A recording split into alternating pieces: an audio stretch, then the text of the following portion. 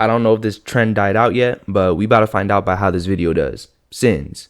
Whether you're religious or not, you can't deny that there's a right and a wrong to some capacity, and that testament is certainly true when it comes to gaming companies. From basically lying to your fans to just outright scamming for profit, I bring to you the 7 deadly sins of gaming companies.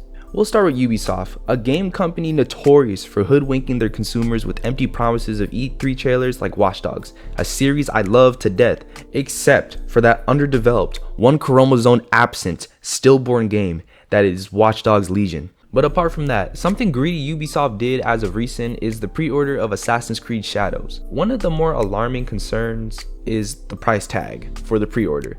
$70, okay, we get it, it's Ubisoft, they're going to be doing stuff like that. But the ultimate edition of Assassin's Creed, $130. Brother, you are tripping. You must have some balls made of straight vibranium to think we're paying an ultimate edition that's worth $130 from a company that advocates for the idea that consumers should get used to not owning their games upon purchasing them. Games they bought with their hard, hopefully rightfully owned cash. You are tripping. Oh, and to make this even better, you can play the game a bit early this time around, 3 days to be exact. If you do the math, each early day is about an extra $20 a pop. I think putting your $130 through a paper shredder would be a more pleasing experience than playing a Ubisoft game, as it is very repetitive. It is the same formula every time. It's either the protagonist or the person you're playing as is trying to overthrow an authoritarian power, or they're on a revenge arc. There's no in between Ubisoft games, I'm sorry. Gone are the days of making games at not only high quality but at a reasonable price from prestigious gaming companies. Now it's about hitting your audiences raw from the back with unjustified prices, terrible quality, and bugs that should have been fixed before launch, which Ubisoft has an infamous track record of doing. Please do not be scammed. Next one is Lust. Blizzard. Lust in the sense of SA.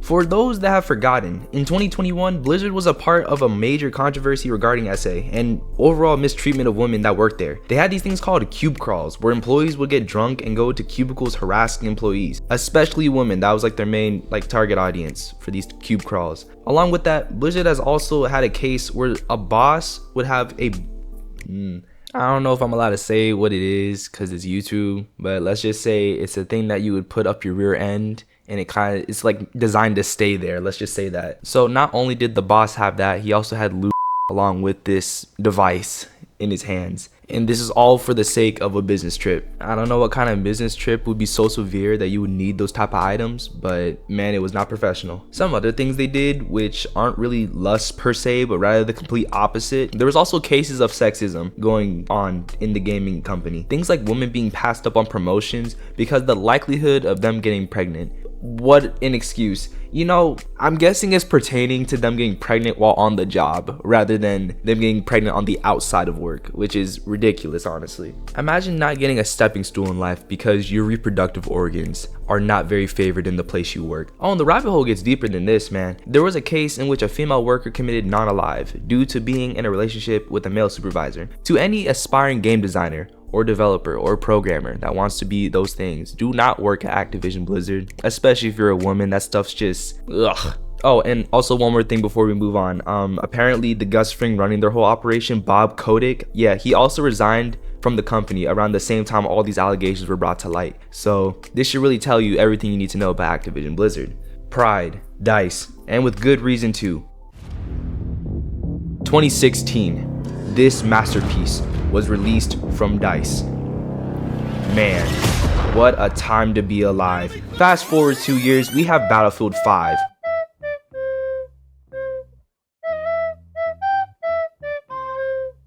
Wait, that's a prosthetic arm.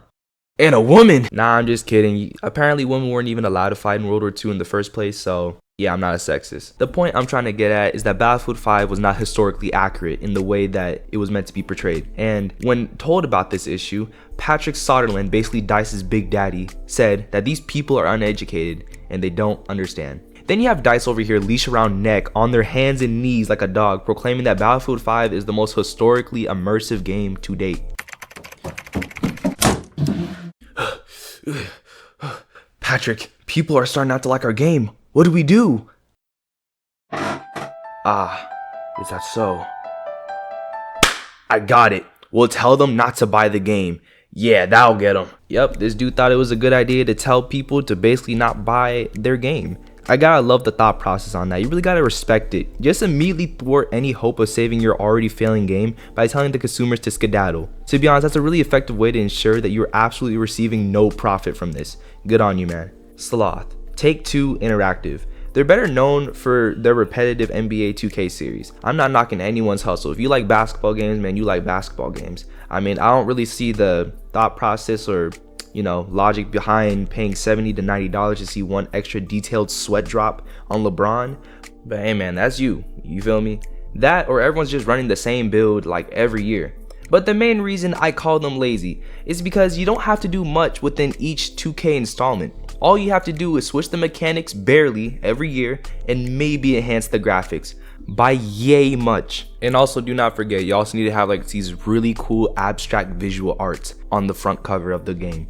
And boom, new 2K25, baby. It is the laziest, but at the same time, the most efficient formula to milk any aspiring hooper's pockets dry. To any youngster watching that wants or is trying to be a professional athlete, I honestly wish you the best of luck, for real. The harsh reality though is that your chances are really slim to none. But hey man, don't let that stop you, man. Get out there, grind, my boy, grind. Wrath. Nintendo was like saying Beetlejuice 3 times, but instead of getting a musical number, you get a cease and desist. In 2022, there was a Smash Bros tournament that was shut down by Nintendo because they were using emulators and not the actual consoles that the Smash Bros game originally came from. I actually applaud the amount of pettiness this company has. And they also pulled the plug on the internet checkpoint video. The video was essentially just a checkpoint where people would comment on how their lives are going at the moment in that current time. And Nintendo, being the colossal bums that they are, got the video deleted because the background music is from one of their IPs. Oh, and also at a Game Awards show, Nintendo used their trump card and sent a cease and desist because they didn't want Zelda Tears of Kingdom gameplay playing during the award show when they're either nominated or referenced. What a sad existence for their legal team. You can play their games, but even conceiving a thought about them or their games will result in you manifesting a cease and desist right in front of you. Good company when it comes to games,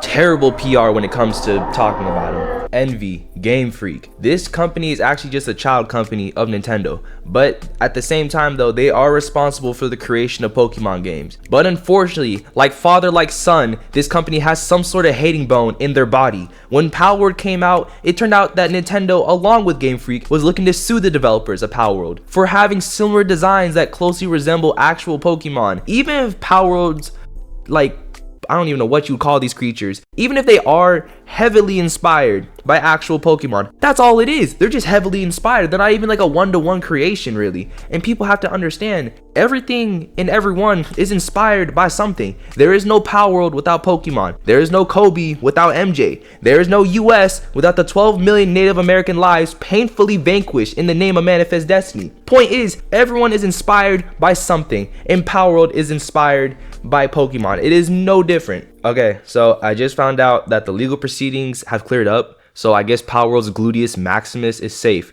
from Nintendo's punishing hands. You just gotta love a company that's able to suck the life and fun out of everything, like their Kirby. It's kind of ironic, isn't it?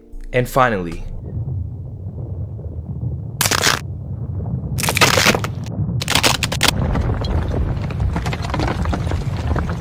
oh my gosh, no way. Gluttonous, EA. I look at EA like how I look at my dumps in the bathroom. Just absolute straight doo-doo. EA Sports, please buy our game so we can absolutely pelvic thrust you with microtransactions. I don't even gotta give y'all an isolated case of EA being greedy, since you can sum up their entire philosophy by looking at how they handle their Star Wars series. Paywalls galore. If I wanted to play as Darth Vader, all it would take is 2 business days straight of matches. That would guarantee me to play the absolute embodiment of dominance in a Star Wars Battlefront game. Here's another example. You're gonna love this one. Apex Legends. Apart from their terrible countermeasures against hacking, getting heirlooms, these really cool melee weapons you can get from most of the characters in the game, is the equivalent of getting bit by a spider and jumping off a building hoping your spider senses will kick in before you hit the ground. It's just not happening. Also, these dudes went to court over loot boxes being a form of gambling to kids by the UK Parliament because they said that their loot boxes are not really forms of gambling, they're just surprise mechanics. That's why you don't get the items in the first place. You gotta love that logic. It's not public nudity. That's just going with the flow. Murder? Pfft, come on, man. We call that prolonged naps in these parts. These rapscallions have survived everything ever thrown at them, and they are now thriving as a result. I think Harvey Dent said it best. You either die a hero, or you live long enough to be old, petty, annoying, and just overall a really bad apple. So bad that you leave a stench that makes everyone want to practice social distancing whenever they're around you. But I don't know, what do you guys think? Do you think these games are still worthy of being on your hard drive in the first place, or nah, like not at all, not even worth your time?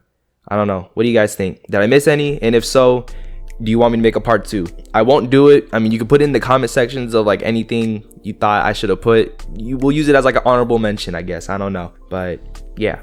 Anyway, thank you guys for watching, and I'll be seeing you guys in the next video.